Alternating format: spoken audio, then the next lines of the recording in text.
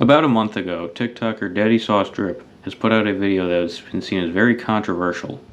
This video has stirred up a lot of controversy, however mainly it stirred up a drama between him and another TikToker known as Kendall Brown. So to summarize the drama thus far, TikToker Daddy Sauce Drip has put out a video basically saying that it's very easy to be a single mother and all the ones who complain are over-exaggerating. Kendall Brown then put out a response video that we will be watching right now. Home mom tries to convince you that her job is hard. No, it isn't. I'm a stay-at-home dad of 5 children, and my life is a vacation. I don't understand how some of these women have 1, 2, maybe 3 kids, who more often than not have been gone at public school most of the day, chuck their kids like they're cornhole beanbags at their overworked husbands as soon as they walk in the door or tell them to do shit around the house. What the f*** have you been doing all day, bro? Then on top of that, they won't even let them crack most of the time. Okay, Kendall talks about this at a later time, but I would like to point this out right now. No matter what kind of work you're doing, how intense it is, or how long it takes, you are not entitled to sexual gratification from another person. That person does not owe you any part of their body because you have done work that you as a parent are responsible for. And something that you may not know about influencer marketing, since it's not your area of expertise, is that over 85% of consumer purchases are driven by women. They're controlled by the mom of any given household, right?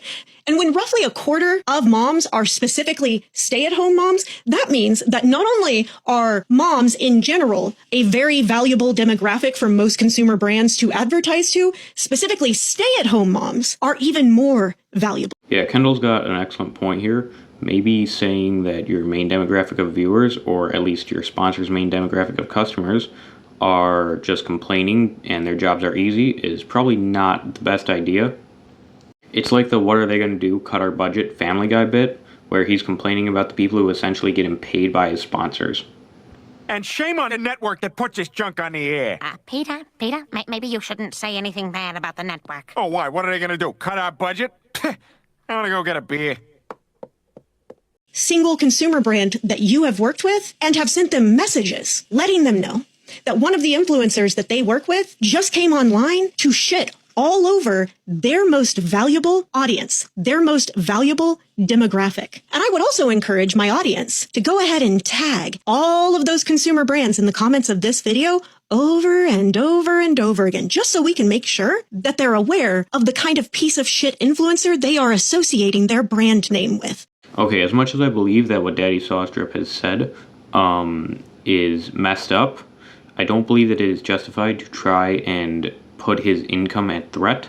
What I do want is for him to reflect on this statement and be better in the future for him and his family and his sponsors.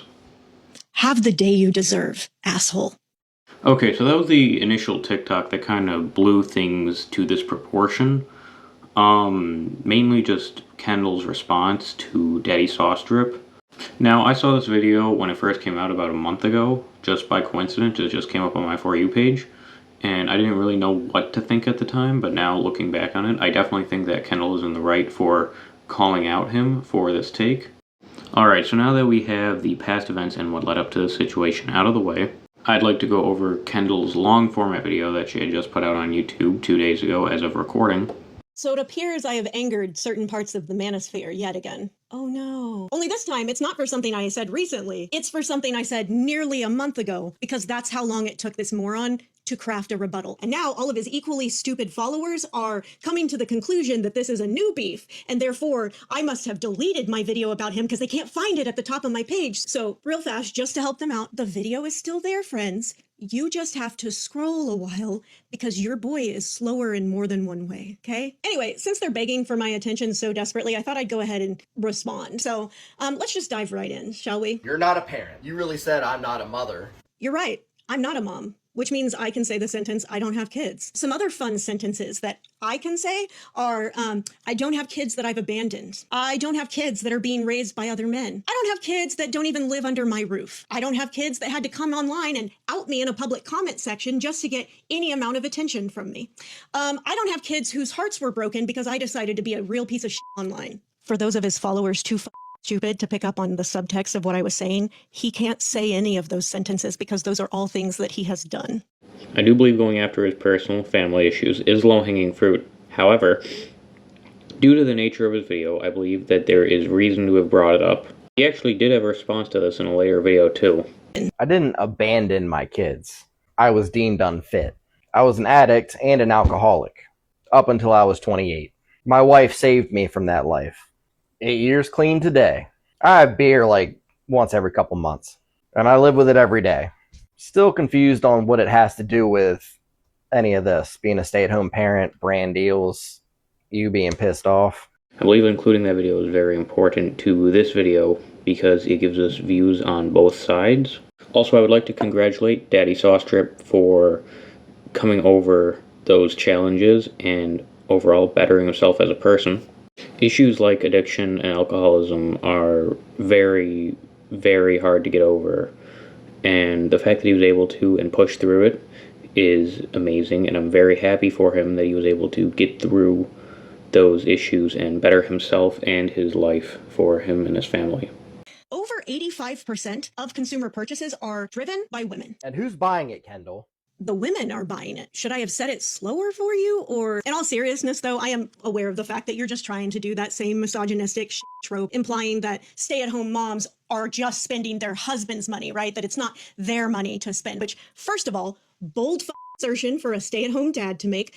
But also, no, that's not how that works. It's also her money. Just like they are also his kids, even when she's doing the majority of the labor taking care of them. It's also her money, even though he's the one doing that work. Because that's how partnerships work, man. Okay, so this is a lot more of a complicated issue. So as far as finances go in stay-at-home parent situations, it's very complicated because that leaves one parent entirely reliant on the other. This is actually why I discourage stay-at-home parents, because if the parent that is making the money decides to up and leave, then that leaves the family without a source of income. So I do see both of their points in the situation. As in his point, it is literally the husband's money, as in he's the one who earned it and gotten it through his paycheck. However, her point being that through marriage, their assets, at least financially, are combined, and both of them have ownership over it. Really hilarious to me. You have no credited authority. Credited authority. I'm pretty sure you meant to say that I had no credibility, is my assumption. That's the closest that I can come up with. This was actually my reasoning behind why I initially agreed with him, is because he is the stay-at-home parent, he's the one with experience in this, so ideally he should have the most valid opinion in this situation. However, upon looking back on these videos, it honestly just seems like he's kind of just trying to rage bait into getting viewers and be able to view farm that way. Content creator. And now you're trying to starve my 5 children and or cause instability in their home. This is actually what I was talking about earlier when I had said I don't want him to go through any type of financial strain or lose any of his sponsors. However, I do want him to better himself as a person. There it is. I knew if you talked for long enough, you were definitely going to use your kids as a meat shield, because that is definitely your modus operandi. No one wants your kids to starve, dude, but that doesn't mean that people have to not respond when you run your mouth online and say things about other people. It is some truly, truly cowardly chicken behavior to run your mouth online, and then when people respond accordingly, fall back on, you're trying to starve my children out. No, dude, no. Okay, so this entire video, I've been kind of on the fence about the entire argument, basically trying not to pick a side and be completely unbiased. However, this is a take that I 100% agree with. It is not the responsibility of people on the internet to help financially support your family, nor is it an obligation for people to keep supporting you just because you have a family. It is up to each individual person whether they want to keep supporting you and or whether they would like to call you out on it. As far as the drama goes, that's pretty much the extent of her video on it. However, he has made a response video to this video already, so we are going to go through that too. Stay-at-home dad chronicles. So it appears I have angered certain parts of the manosphere. You pissed everyone off, Kendall. Don't play in our face. Oh no. How long is this yap fest anyway?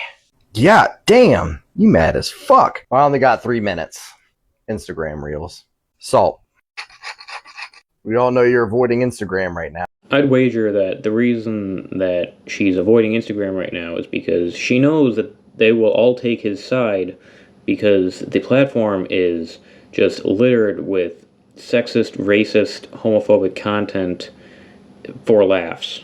And whether it be ironically or unironically, they will take his side simply because she's a woman.